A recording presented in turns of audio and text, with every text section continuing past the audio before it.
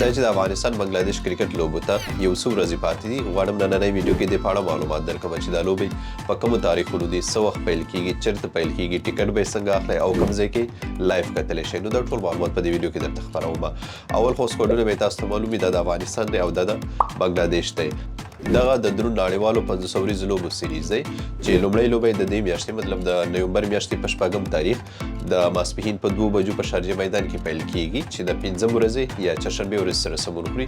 دوهمه لوبه بیا د نومبر په 9 تاریخ ده، هغه په همدا شارجه میدان کې ترسره کیږي. ماسپښین په 2 بجو پیل کیږي. د وختونو چې یادوم دا د اماراتو وختونه دي. افغانستان پر وخت 2:30 بجې پیل کیږي او د راتلونکي هفتې ورځ سره سمون خوري. دریمه او د سیریز اخیری لوبه په 11 تاریخ ده د ټولې لوبې په شارجه کې ترسره کیږي. اوس به دې لپاره ټیکټ څنګه اخلئ؟ تاسو کولی شئ دا کوم ویب سایټ چې ښکاري درته په سکرین باندې د دې له لوري په انلاین بڼه ځان ته ټیکټ واخلئ. لینک کې په کمنټس کې وګورئ، هلته به پروت وي او کوم څوک چې دا ویډیو په یوټیوب کې ګورئ نو ډسکرپشن کې به یې دغه لینک وي. نو دا لینک به درڅخه خلاص کړئ، دلته د دې ویب سایټ څخه ټیکټ واخلئ.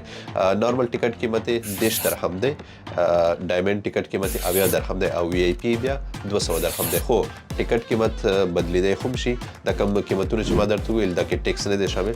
ټیکس سره لږ څه نسب بیا زیاتېږي. که چیرې تاسو په خپله ټیکټ نشئ اخیستی نو نږدې ټایپینګ سنټر یا ټراول ایجنسۍ والا ته ورشئ. که دوی ته لینک معلوم وي خو صحیح ده، که نه ورته معلوم دا لینک ورته وښایئ، د دې له لوري به تاسو ته ټیکټ واخلي.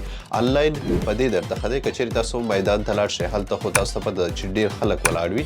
نو که چیرې تاسو انلاین ټیکټ اخیستی وي هلته به د ستونزې څخه خلاص شئ چې په لاین کې ورته ولاړ وئ د ټیکټ اخیستلو لپاره.